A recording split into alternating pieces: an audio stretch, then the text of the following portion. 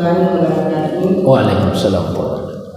Yang ingin saya tanyakan di sini Pak Ustaz, yang biasanya setelah Lebaran saya lihat di kampung-kampung itu masih ada baca-baca, ada di apa itu dibagi, pisah segala macam. Di daerah saya terus terang masih ada, saya lihat begitu Pak. Iya.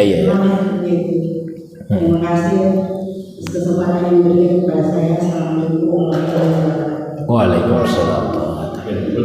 Baik.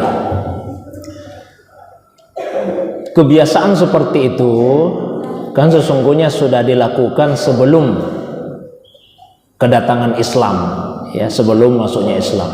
Kebiasaan-kebiasaan seperti itu sudah dilakukan, sehingga kita perlu memetakan dulu bahwa ketika agama hadir di satu tempat, ya, agama itu hadir bukan dalam ruang yang hampa budaya, ya, sebaliknya di suatu masyarakat sudah ada kebiasaan, ada budaya, datanglah agama. Nah, ketika agama datang kemudian berjumpa dengan kebiasaan masyarakat, maka paling tidak ada tiga kemungkinannya. Ada tiga kemungkinan. Kemungkinan yang pertama, agama hadir, budaya ada, dan keduanya bertentangan secara substansi. Itu kemungkinan yang pertama. Kemungkinan yang kedua, agama hadir, budaya ada, dan keduanya ternyata berkesesuaian, sejalan. Kemungkinan yang ketiga, agama hadir, budaya ada, ternyata secara substansinya sesuai atau masih bisa diterima, tapi cara pelaksanaannya yang kemudian keliru. Nah, ketika itu terjadi, maka tentu menyikapinya juga berbeda-beda. Kalau misalnya bertentangan, maka budaya itu akan dihapus atau kebiasaan itu akan dihapus. Saya kasih contoh misalnya di Arab dulu. Kan ketika Rasulullah SAW pertama kali mendakwakan Islam ini, orang Arab sudah punya kebiasaan, Pak. Pasti sudah punya kebiasaan, ada tradisinya. Lalu Rasulullah datang membawa Islam ini. Nah, apa yang saya sebutkan tadi juga terjadi di Arab. Contoh, sebagian suku-suku di Arab, bukan semuanya ya, bukan semuanya. Sebagian suku-suku di Arab punya kebiasaan kalau melahirkan anak perempuan itu dikubur hidup-hidup. Ya, karena mereka merasa malu punya anak perempuan. Meskipun tidak semua suku, tapi beberapa suku melakukan itu dan diabadikan kan di dalam Al-Qur'an. Nah, ini jelas tidak sesuai dengan pandangan agama. Maka apa yang terjadi? Kebiasaan itu dihapus, dilarang dalam agama. Wa idzal mau'udatu su'ilat bi ayyi dzambin qutilat. Nanti anak-anak perempuan yang dibunuh itu akan ditanya atas dosa apa mereka kemudian dibunuh. Itu ayat Al-Qur'an. Nah, contoh yang kedua sekarang yang berkesesuaian. Contoh, Pak. Orang-orang Arab itu sebelum kedatangan Nabi, mereka memang terkenal memuliakan tamu. Mereka muliakan tamu. Ini sebelum kedatangan Islam. Kalau mereka berjanji, berusaha sekuat tenaga untuk menepatinya. Ini kan semua kebiasaan-kebiasaan yang baik. Agama datang, maka apa yang baik itu dipertahankan, bahkan dikuatkan. Maka agama menjadikan memuliakan tamu termasuk diantara ciri dari orang yang beriman kepada Allah dan hari akhir. Ya, agama menjadikan orang yang menepati janji itu sebagai ciri orang yang beriman, dan sebaliknya yang menyalahi janji sebagai ciri dari orang yang munafik.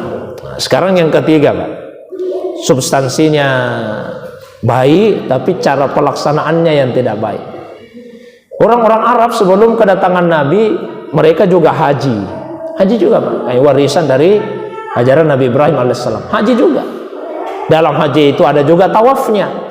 Tawaf itu baik, bentuk peribadatan kepada Allah. Tapi caranya seperti apa? Telanjang bulat. Ya, mereka tawaf telanjang bulat dengan alasan kalau kita ingin menghadap Allah itu mesti menghadap dalam keadaan yang murni. Tidak boleh ada apa-apa yang menempel di tubuh. Mungkin ini pakaian kita peroleh dengan cara yang haram, atau ada subhat-subhatnya, nanti ibadah kita ditolak. Jadi kalau menghadap Allah itu ya lepaskan semua, tawaf, telanjang bulat. Ini tawafnya baik, telanjangnya yang tidak baik. Datanglah Islam. Apakah kemudian tawafnya itu dihapus? Tidak, tawafnya dipertahankan, bahkan menjadi salah satu rukunnya haji. Tapi telanjang bulatnya itu yang dihapus. Nah, kira-kira seperti itu di Indonesia juga, Pak. Islam datang, di masyarakat sudah ada kebiasaan-kebiasaan. Kalau bertentangan dengan agama akan dihapus itu. Kalau bertentangan, tradisi yang sesuai, tentu akan dipertahankan. Saya misalnya kasih contoh Pak ya, di ibu ya, di kampung saya misalnya ini. Di kampung saya misalnya, yang baik-baiknya saja, baik-baiknya. Kalau nelayan itu, misalnya ketika air surut, mereka bikin perahu itu, bikin kapal lah, perahu di daratan. Itu agak jauh tuh, dibikin begitu.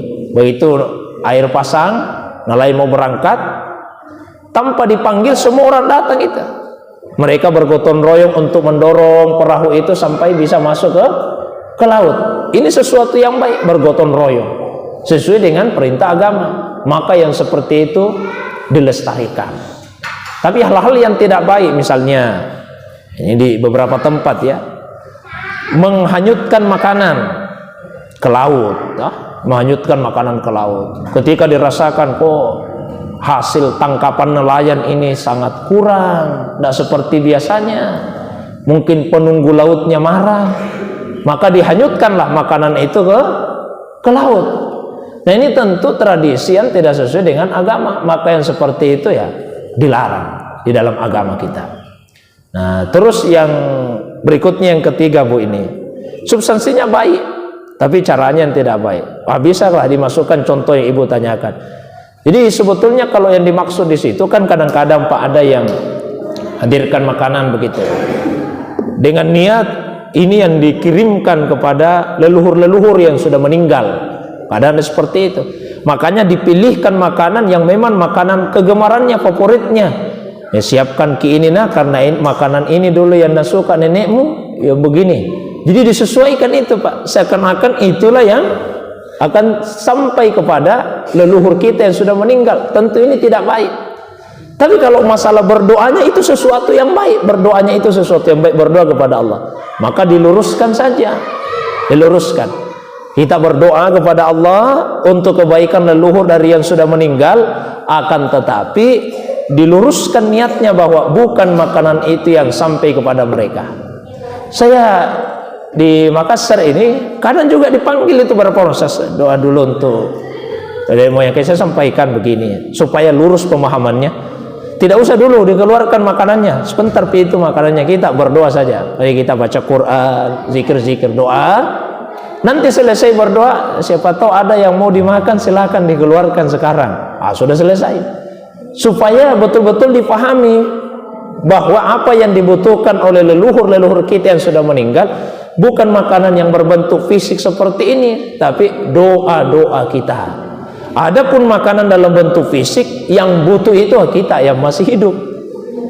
Itu yang masih hidup. Saya juga biasa sampaikan, Ibu silakan niatkan makanan yang dikeluarkan ini sebagai sedekah untuk tetangga-tetangga, untuk anak-anak yatim yang hadir, yang pahalanya diniatkan untuk keluarga yang sudah meninggal. Karena sedekah dari orang yang hidup bermanfaat dan bisa dirasakan pahalanya oleh orang yang sudah meninggal. Itu saja Bu, yang penting untuk diluruskan niatnya. Jadi jangan juga tidak boleh sama sekali dihapus secara keseluruhan atau dibiarkan begitu saja. Tapi mari kita tempatkan secara proporsional. Perlu membuat pemetaan-pemetaan seperti yang saya sampaikan tadi. Mudah-mudahan bisa dipahami Bu ya. Ya, Allahu a'lam bishawab.